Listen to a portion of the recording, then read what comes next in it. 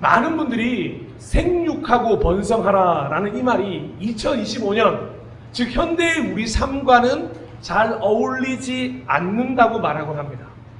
한 걸음 더 나아가서 이 생육하고 번성하라 라는 말씀을 단순히 육체적인 것으로만 해석하거나 오역함으로 개인의 선택인 출산의 영역을 어떻게 하나님이 왈가왈부할 수 있냐는 이야기까지도 나아가기도 합니다.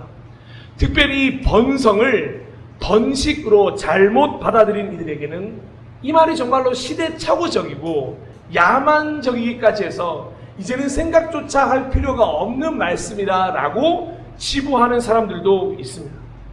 그런데 너무도 아이러니하게도 동시에 이 생육하고 번성하라는 말이 욕심으로 작용하게 되면 만사형통, 번창과 번영 등으로 좀 더 좋은 집, 좀 더 좋은 차, 더 넓은 땅을 소유해야 한다는 그런 해석을 통해서 오히려 한쪽에서는 야만적으로, 오히려 한쪽에서는 더욱더 겉면되는 말씀이기도 합니다. 여러분은 어느 쪽으로 받아들이고 싶으십니까? 많은 분들이 아마 후자로 받아들이지 않을까요?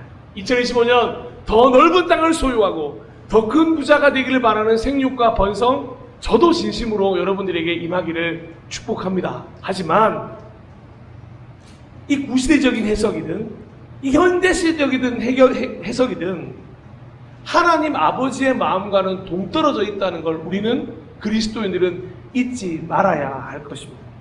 다시 한번 분명하게 말씀드립니다. 생육하고 번성하라라는 말씀은 임신, 출산, 번영, 이 번창과는 상관없는 에덴 동산에서 주어진 말씀이라는 걸 반드시 기억해야 한다는 거죠. 그럼 가장 단순한 말로 바꾸면 뭐냐? 이렇게 바꿀 수 있습니다. 하나님에 의해 하나님의, 하나님을 위한 삶이라고 해석하는 것이 이 생육하고 번성하라의 가장 올바른 해석이 된다는 거죠. 하나님에 의해 아담과 하와는 에덴 동산으로 옮겨졌습니다. 마치 시냇가에 옮겨진 나무와도 같았고, 마치 흔한 길가에 있던 무화과 나무를 포도원에 옮겨 심어 주신 것과 같습니다. 죽을 수밖에 없던 우리를 하나님의 나라로 초대해 주신 이야기와 같다는 거죠. 하나님의 은혜 안에서 사는 삶, 하나님의 은혜, 하나님의 사랑으로, 하나님의 평안으로 모든 것이 하나님의 장소인 곳에서 이 말씀을 받았다는 걸 잊지 않아야 한다는 거죠. 그리고 그것을 누리게 해 주셨습니다. 그 누림을 벗어 던진 건 인간 스스로였던 거죠.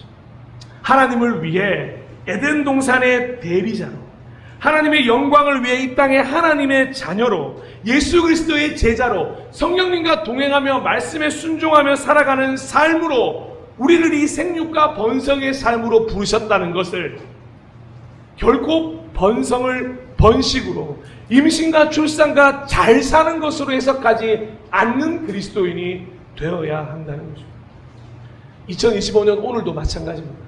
오늘도 우리는 생육하고 번성해야 합니다. 그리스도인은 반드시 그래야 합니다. 복의 근원이 되어 수많은 이들에게 하나님이 주신 복, 예수 그리스도를 아는 기쁨, 성령님과 동행을 이어줄 수 있는 통로가 되어야 하는 겁니다. 하나님이 우리에게 주신 명령을 우리는 끝까지 잊지 말아야 하는 것이죠. 마태복음 28장 19절에서 20절 말씀입니다. 그러므로 너희는 가서 모든 민족을 제자로 삼아 아버지와 아들과 성령의 이름으로 세례를 베풀고 내가 너희에게 분부한 모든 것을 가르쳐 지키게 하라. 볼지어다 내가 세상 끝날까지 너희와 항상 함께 있으리라 하시니라. 아멘. 이것이 오늘 우리가 생육과 번성을 전해야 할 명령으로 받은 말씀이죠. 또 하나의 말씀이 되어 있습니다. 사도행전 1장 8절에 되어 있죠.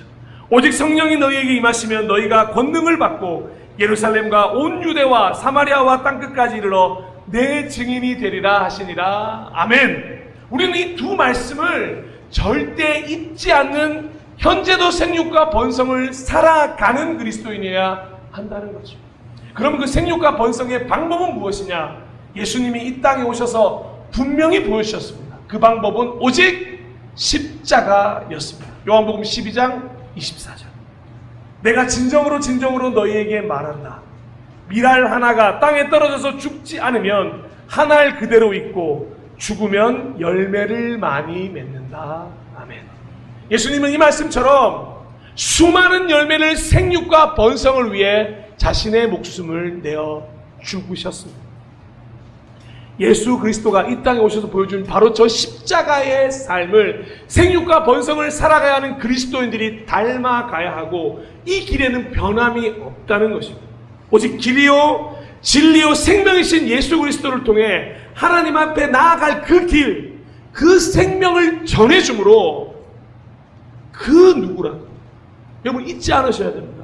특정 누구가 아닙니다. 그 누구라도 생육과 번성의 은혜를 발견할 수 있도록 하는 사명을 우리 모두가 오늘도 가지고 있다는 것입니다. 결코 우리만의 교회, 우리만의 기쁨, 나만을 위한 신앙이 아니라 점점 이 신앙을 퍼뜨려갈 축복의 통로가 되어야 한다는 거죠. 그래서 하나님은 우리를 뭐라고 말씀하셨냐? 열방을 향한 그리스도의 편지라고 말씀하셨습니다. 고린도후서 3장 3절에 여러분은 분명히 그리스도께서 쓰신 편지입니다. 아멘. 여러분의 편지에는 무엇이 적혀 있습니까? 여러분이라는 편지를 통해 수많은 분들이 복음을 듣게 되기를 축복합니다. 여러분들 통하여 좋은 소식을 들음으로 말미암아 여러분이 가졌던 그 생육과 번성이 그들에게도 이어지기를 축복합니다. 그러면 우리에게 먼저 그 복을 이어주기 위해서 본보기가 되었던 사람이 있었다고 전해드렸는데, 그 본보기가 되어준 한 사람을 오늘 함께 나누어 보고자 합니다. 이 교회에서는 너무도 중요한 인물 중에 한 명인 바로 바나바입니다. 사실 바나바에 대해서는 오늘 읽었던 말씀 중 24절에 이 한 줄로 평가가 끝이 났다고 해도 과언이 아닐 것입니다. 사도행전 11장 24절 우리 다 함께 한번 읽어보시겠습니다. 시작. 바나바는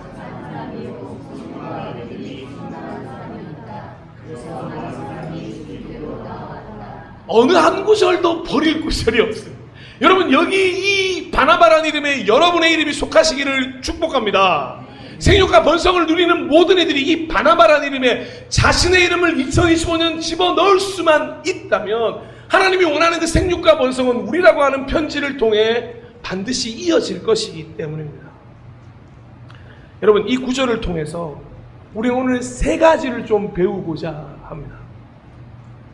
이 바나바가 처음 성경에 등장했던 데 언제냐? 바로 사도행전 4장 이 초대교회가 태동하고 부흥하는 현장에서 처음으로 바나바가 등장했습니다. 그 처음으로 한번 가볼까요? 4장 36절 37절입니다.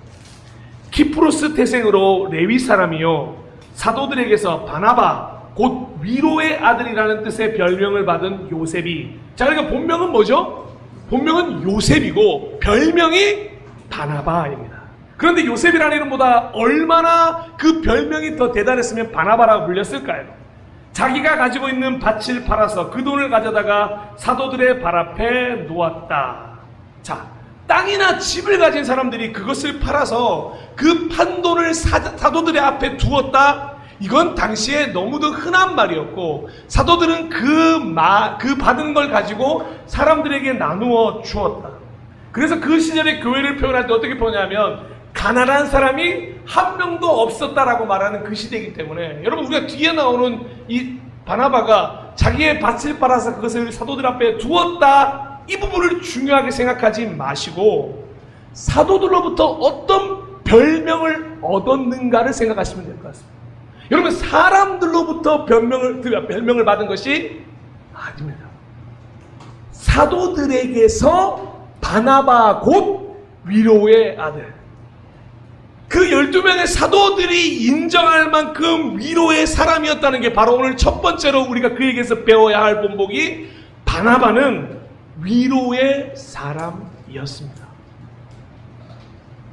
별명을 어떻게 지어주게 되나요? 별명은 그 사람의 성격과 특징을 가장 잘 파악해서 붙여주게 됩니다. 제 우스갯소리로 제 혹시 별명이 뭔지 아십니까? 제 별명이 미친 개였습니다. 미친 개. 성격과 특징 아닙니다. 제가 이름이 광수지 않습니까? 그래서 2학년 때 국사 선생님이 너는 미칠 광자에 동물 숫자를 쓰냐? 해서 별명이 그때 제가 반장이었거든요, 그때. 그래서 제 별명이 미친 게 반장이었습니다. 아무리 생각해도 별로 좋은 그 별명이 아닌 거예요. 그런데 별명이라는 건 언제 지어주게 되는 겁니까? 그 사람이 어떤 특징을 보이냐, 어떤 성격을 가지냐에 따라서 그 사람의 성격을 말해주게 되는 겁니다. 이 원래 이름이었던 요셉보다 요셉이라는 사실 이름은 너무나도 흔한 이름이라 요셉으로 부르지는 않았습니다. 잘. 그런데 바나바 하면 초대교회에 모를 사람이 없을 정도로 유명하게 저 사람은 어떤 사람인지를 분명히 보여주는 단어가 저 바나바였다는 겁니다. 특별히 사도들이 볼 때, 예수님과 함께 다녔던 그들이 볼 때도 예수님처럼 성령님처럼 위로를 전해줬던 사람이 누구다? 바나바였다는 것입니다. 이 바나바가 원래 이름은 뭔지 아십니까? 원래는 예언의 아들이라는 뜻입니다. 이 권위자라는 뜻도 갖고 있는데요. 이 권위자가 권위를 가진 사람이 아니라 권면과 위로의 아들. 그러니까 첫 번째 글자 딴 거죠. 권위자. 그렇게 해석하신 게 더 옳은 해석이라는 겁니다. 사랑하는 우리 모든 동역자 여러분, 권위자가 되시기를 축복합니다. 권면과 위로의 사람 하면 바로 여러분들이 떠올랐으면 좋겠습니다. 그래서 그 권면과 위로로 권위를 가지시게 되는 그네가 있기를 축복합니다. 자, 이렇게 바나바는 예수님처럼 성령님처럼 그런 모습을 보였기 때문에 너무도 많은 사람들이 위로의 아들 그 말을 인정하며 살 수도 있었다. 자, 예를 들면 어떤 이야기가 있었냐? 바울과 함께 전도여행, 제1차 전도여행을 떠나게 됩니다. 그때 함께 떠났던 인물 중에 마가복음을 기록한 마가 요한이라고 있습니다. 이 마가 요한이 부잣집 아들입니다. 부잣집 아들 당시에도 뭐 지금도 그렇지만 특별히 고생을 하지 않았던 거죠. 근데 1차 전도여행을 갔다 오면 어떻겠습니까? 여러분 전도여행 가면 쉽고 재밌고 행복하고 날랄랄라 뭐 맨날 그 씻고 잘 자고 그럴까요? 뭐 호텔에서 리무진 타고 다닐까요? 그렇지 않습니다. 이 부잣집 아들 마가 요한이 얼마나 힘들었는지 전도여행을 하는 중간에 휙 돌아와 버리고 맙니다. 뭐 여러분처럼 마음이 따뜻하신 분들은 그래 그럴 수 있지 라고 하겠지만 저같이 극티를 가진 성격들은 다음부터 쟤는 데려오지 마. 쟤는 필요 없어. 이런 바울의 모습을 가지고 있었습니다. 그래서 제2차 전도여행을 가는데 바울이 쟤는 안 됩니다. 저 마가 요한 쟤는 안 됩니다. 내가 미리 얘기했어요. 쟤는 안 됩니다. 그런데 바나바가 끝까지 이 바울을 아유, 한 번은 실수할 수 있잖여. 그러니까 이번엔 데려가야지. 아유, 바울, 너도 그랬던 적이 있잖아. 그러니까 너도 이해를 좀 하고. 안 된다고요. 그러면서 끝까지 안 데려가다가 어떤 일이 벌어졌냐?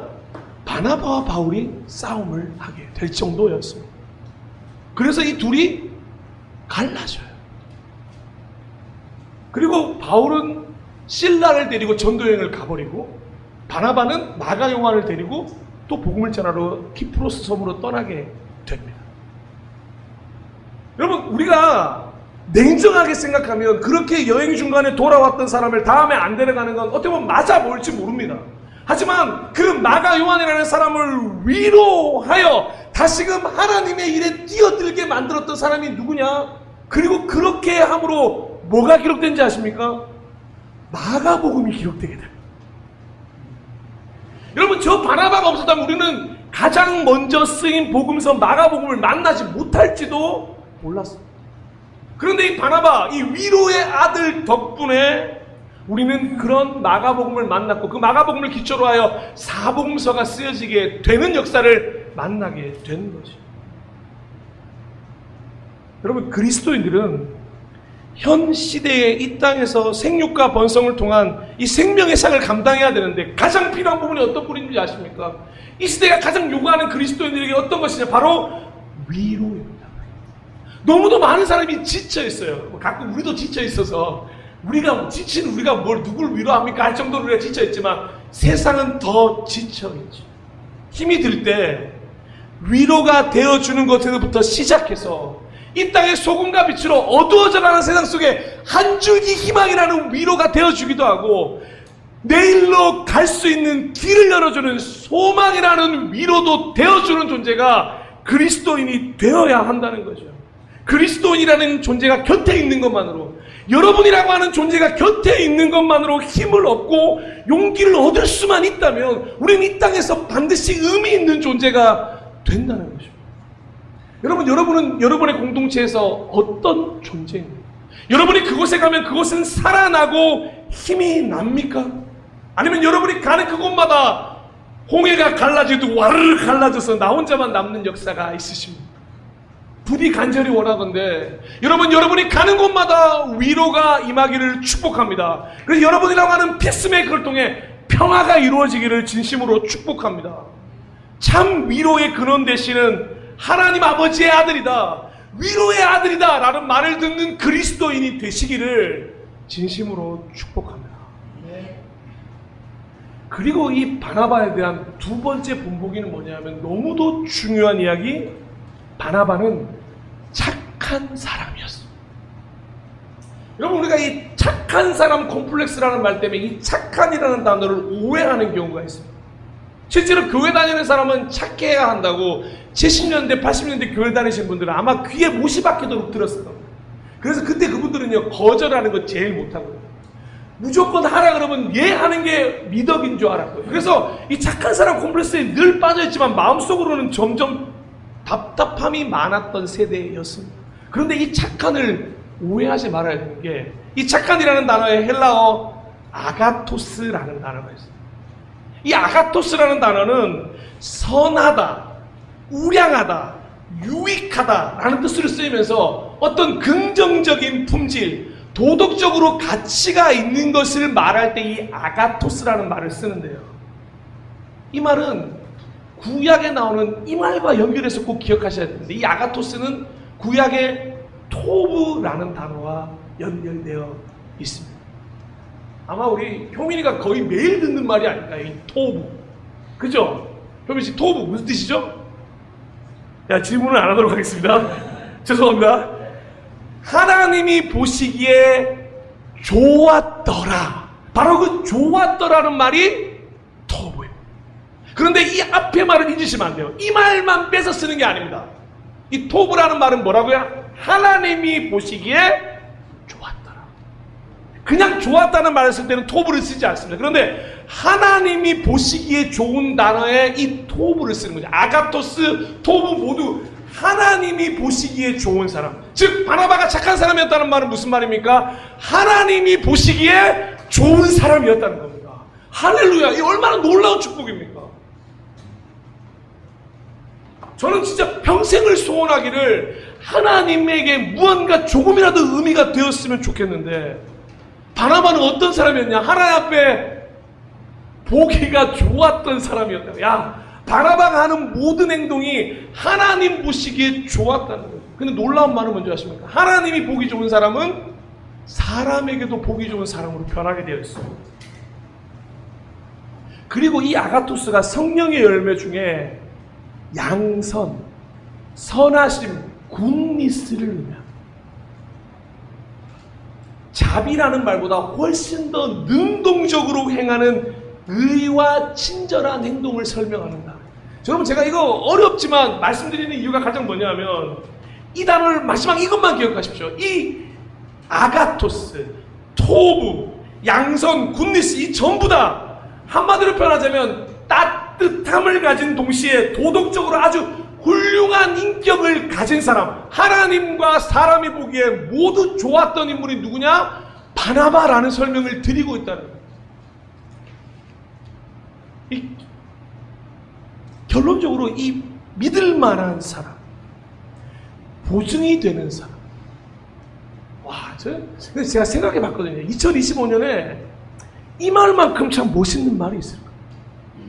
그 집사님 믿을 만한 사람이야. 여러분, 이 말이 요즘 얼마나 어려운 말인지 아십니까? 요즘 무슨 대기업들이 전부 다 뚫리고, 무슨 카드사가 뚫리고, 여러분 솔직히 모르는 전화번호 오면 어떻게 하십니까? 요즘에 안 받죠. 예? 그리고 스팸 같은 거 다 처리해 놓지 않습니까? 가끔 그 전화 받으면 안녕하세요 고객님, 이게 팍 끊어버리고. 근데 여러분, 언제부터 그랬습니까? 언제부터는 누군가 나한테 선량하게 대해도, 요즘엔 택배기사 하시는 분들한테 바카스를 건네면 안 받으세요. 왠지 아십니까? 영화에서 하도 바카스를 따면 그 안에 마약 들어있다 그래가지고 야 이게 아무리 선행으로 내가 베풀려고 해도 받지 않은 세계인데 아니야 저 사람은 달라. 아니 저 사람은 믿을 만한 사람이야. 저 사람이 하는 행동은 보증이 되는 사람이야. 나 저 사람은 믿어. 저 사람이 하는 행동이면 나는 그 사람 말 믿을 거야 라는 말을 들었던 사람이 바나바라는 겁니다. 여러분 2025년 9월을 살아가는 살아나서 살리는 교회 성도님들이 이런 말을 듣기를 축복합니다. 우리는 믿을 만한 사람이야. 우리는 보증이 되는 사람이야. 여러분의 공동체 속에서 그 말을 반드시 들을 수 있기를 축복한다는 거예요. 바나바가 그런 선한 영향력을 끼쳤던 사람입니다. 실제로 바나바가 이 초대교회뿐만이 아니라 그래서 안디옥에도 교회를 처음 세울 때 누구를 보낸지 아십니까? 바로 이 바나바를 보내게 돼요. 사도행전 11장 26절. 두 사람은 1년 동안 줄곧 거기에 머물면서 교회에서 모임을 가지고 많은 사람을 가르쳤다. 제자들은 안디옥에서 처음으로 그리스도인이라 불리었다. 여기 두 사람이 누구냐면 바나바가 먼저 안디옥 교회에 가서 개척한 후에 바울을 여기로 데리고 옵니다. 그리고 바울과 함께 1년 동안 거기서 모이면서 교회에서 모임을 가지고 많은 사람을 가르쳐요. 그런데 여기서 우리가 그토록 많이 쓰는 단어가 처음으로 등장합니다. 별명이었어요. 별명 사실. 제자들은 안디옥에서 처음으로 그리스도인이라 불렸다. 아멘. 크리스찬이티. 예수를 따라가는 사람들이라는 별명을 가졌다는 것입니다. 그 교회를 개척했던 인물이 바나바였다. 여러분이 생판 모르는 이방 지역에 가서 야, 저 사람 예수님을 따르는 사람이었네 라는 말을 듣기까지 바나바가 어떤 노력과 고생과 눈물과 기도가 있었겠습니까? 그래서 바나바를 설명할 때 착한 사람이라는 명제가 따라붙게 되는 거죠. 사랑하는 동역자 여러분, 오늘 우리가 이 말을 좀 이어갔으면 좋겠습니다. 착한 사람, 좋은 사람, 친절한 사람, 따뜻함과 인격적인 사람, 믿을 만한 사람, 보증이 되는 사람, 결국 그리스도인이 어떤 존재인지를 삶으로 보여주어서 자연스럽게 선한 영향력을 끼침으로 생육과 번성이 여러분들을 통해 이 땅에 이루어져 가기를 축복합니다. 여러분 진심으로 그리스도인은 다르다. 요즘은 그리스도인을 틀리다라고 말합니다. 아니 그리스도인은 다르다를 보일 수 있는 우리 모두가 되었으면 좋겠습니다. 마지막으로 세 번째, 바나바는 성령과 믿음이 충만한 사람이었습니다. 바나바는 우리 7월에 나눴던 그 플레로마 충만의 사람이었다는 것이죠. 성령과 믿음이 자신에게 가득 차 있는 것 이상으로 흘러 넘쳐서 주변을 성령과 믿음으로 충만하게 만들었던 사람이었다는 거죠. 성령 하나님의 동행하심을 보여주는 사람이었고 믿음으로 행동했던 사람이었다는 것입니다. 착하고 좋은 사람이고 믿을 만한 사람이고 보증이 되는 사람 그 이상으로 그를 뭐라고 표현하냐? 하나님의 사람이었다는 거죠. 하나님께 속한 하나님의 나라를 살던 하나님의 방법을 의지했던 사람 하면 누가 떠올랐을까? 바나바였다는 것입니다.